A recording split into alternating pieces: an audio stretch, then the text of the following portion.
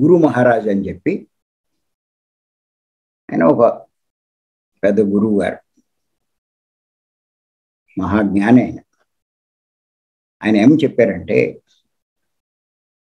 నేను ప్రసాదించే ఆత్మజ్ఞానం స్వీకరించండి అంటే ఆయన ఆత్మజ్ఞానం బోధించేవారు శిష్యులకి.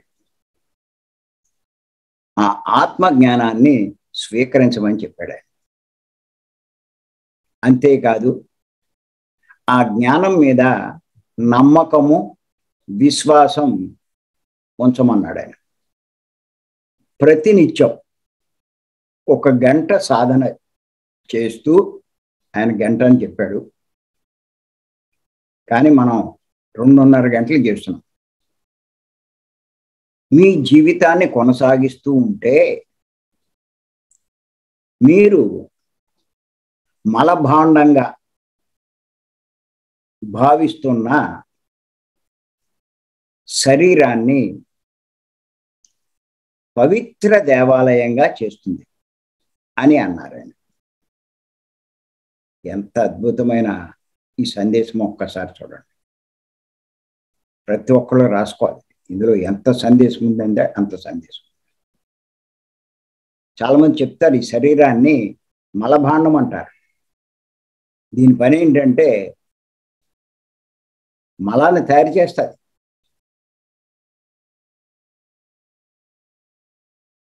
అన్నిట్ల ద్వారా, కళ్ళ ద్వారా పుసి, ముక్కు ద్వారా చీమిడి, చెవిలో గులుము, నోట్లో చీమిడి,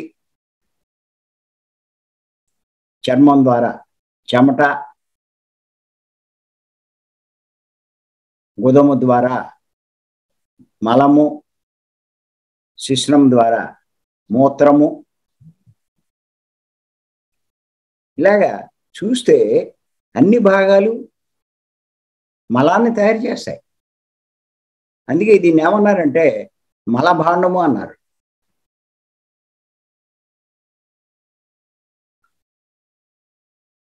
ఎందుకు దీని మీద మోజు పెంచుకుంటావు? ఈ మలభాండం మీద మోజు పెంచుకుంటావు, దానికి అంత ప్రాముఖ్యం ఇస్తావు అని అంటూ ఉంటారు. అలా మలభాండంగా భావిస్తున్న శరీరాన్ని పవిత్ర దేవాలయంగా చేస్తుంది అని అంటారు. ఎలా చేస్తుంది పవిత్ర దేవాలయంగా అంటే, నువ్వు దేహస్థితి, మనోస్థితిలో ఉంటే ఇది మలభాండం కిందే లెక్క. నీకు దీనికే ప్రాముఖ్యం ఇస్తావు. నువ్వు బుద్ధి స్థితి దాటి ఆత్మస్థితికి వెళ్తే ఇది ఒక పవిత్ర దేవాలయం అయిపోతుంది. నువ్వు దేహస్థితి, మనోస్థితిలో ఉన్నప్పుడు ఈ దేహానికి ఎవరు మొక్కరు, దండాలు పెట్టరు, దీనికి ఎవడు పెద్ద ప్రాముఖ్యం ఇవ్వడం, నువ్వు వెళ్తున్నా ఎవడికి లెక్కలేదు. కానీ ఆత్మస్థితికి వెళ్ళినప్పుడు ఇది ఒక దేవాలయం అయిపోతుంది. చూడండి, పత్రి గారు కనపడగానే ఎలా దండాలు పెడతారో, కాళ్ళ మీద పడతారో, ఆయన చూడడానికి ఎగబడతారు. అంటే మలభాండంగా ఉన్న ఆయన శరీరం, అన్ని శరీరాలు ఏం తయారు చేస్తాయో ఆయన శరీరం చేస్తుంది. కానీ ఆయన శరీరాన్ని అంత పవిత్రంగా చూస్తారు.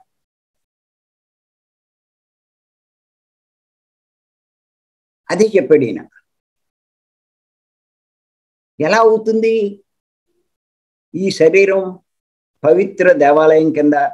మలభాండమైనటువంటి ఈ శరీరం పవిత్రమైన దేవాలయం ఎలా అవుతుంది అంటే, ఆయన చెప్పేటువంటి ఆత్మజ్ఞానం స్వీకరించి, ఇప్పుడు ఏదైతే మనం చెప్తున్నామో, పత్రి గారు చెప్పారో దాన్ని మనం స్వీకరించడం, ఆ చెప్పే జ్ఞానం మీద నమ్మకము, విశ్వాసము ఉంచాలి. అలాగే ప్రతినిత్యము ఆయన 1 గంట అన్నారు, మనం ఇంకా ఎక్కువగానే 2.5 గంటలు చేస్తున్నాం. మీ జీవితాన్ని మీరు కొనసాగిస్తూ ఉంటే మీరు మలభాండంగా భావిస్తున్నటువంటి శరీరాన్ని పవిత్ర దేవాలయంగా చేస్తుంది అని చెప్పి అన్నారు ఆయన.